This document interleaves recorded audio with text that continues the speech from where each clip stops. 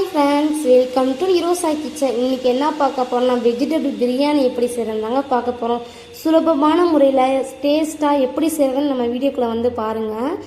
நம்ம வீடியோ உங்களுக்கு பிடிச்சிருந்தா லைக் அண்ட் சப்ஸ்கிரைப் பண்ணுங்கள் ஃப்ரெண்ட்ஸ். மறக்காமல் கமெண்ட் பண்ணுங்கள். வாங்க வீடியோக்குள்ளே போகலாம்.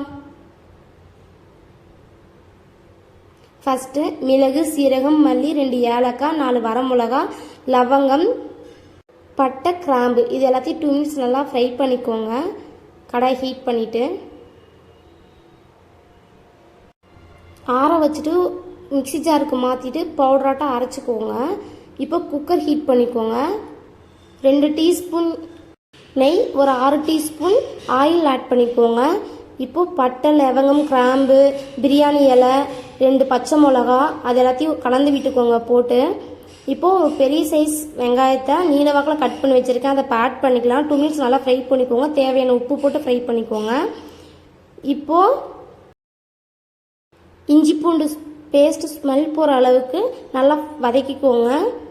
இப்போது 3 தக்காளி சின்னதாக கட் பண்ணி வச்சுருக்கோம், அதை ஆட் பண்ணிக்கலாம். அதுவும் நல்லா பச்சை ஸ்மெல் போகிற அளவுக்கு நல்லா வதக்கிக்கோங்க.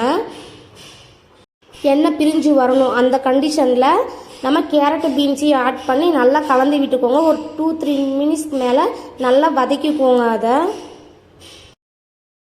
இந்த கண்டிஷனில் நம்ம 1 ஹவர் ஊற வச்சுருக்க பட்டாணியை ஆட் பண்ணிக்கலாம். 3 டைம் நல்லா வாஷ் பண்ணிட்டு தண்ணி நல்லா இருத்துட்டு ஆட் பண்ணிக்கோங்க. இப்போ மசாலா ஆட் பண்ணிக்கலாம். குழம்பு masala 3/4 teaspoon, chilli powder masala 3/4 teaspoon, biryani masala நம்ம அரைச்சி வச்சுருந்தோம் பார்த்தீங்களா, அதை 2 டீஸ்பூன் ஆட் பண்ணிக்கோங்க. அரைக்கும் போது அவ்வளோ வாசம் வந்துச்சுங்க.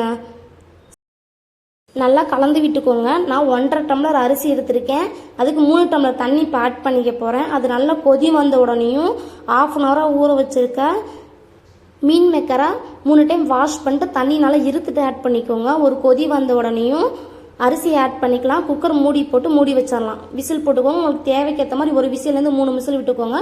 நான் 1 விசில் விட்டுருக்கேன். இப்போ ஓப்பன் பண்ணிக்கலாம். இப்போது புதினா, கொத்தமல்லி, நெய் ஆட் பண்ணிக்கோங்க. ஒரு நல்லா கலந்து விட்டுக்கோங்க. அப்போனா தான் வந்து அரிசி வந்து ஒன்றோட ஒன்று ஒட்டாமல் தனித்தனியாக இருக்கும், சாப்பிட்றதுக்கும் சூப்பராக இருக்கும். அவ்வளோதாங்க, நம்ம வீட்லேயும் வெஜிடபிள் பிரியாணி ரெடிங்க. இந்த மாதிரி செஞ்சு பாருங்கள், சாப்பிட்றதுக்கே சூப்பராக இருக்கும். மேபி கடையிலேருந்து பவுடராக மசாலா வாங்காமல் நீங்கள் அவாய்ட் பண்ணிக்கோங்க. நம்ம வீட்டில் இருக்க பொருளை வச்சு மசாலா நீங்களாகவே ப்ரிப்பேர் பண்ணிக்கோங்க. இப்போ நம்ம பிரியாணி மசாலா வந்து அரைச்சோம் பார்த்தீங்களா, அதை ஸ்டோர் பண்ணி வச்சுக்கோங்க.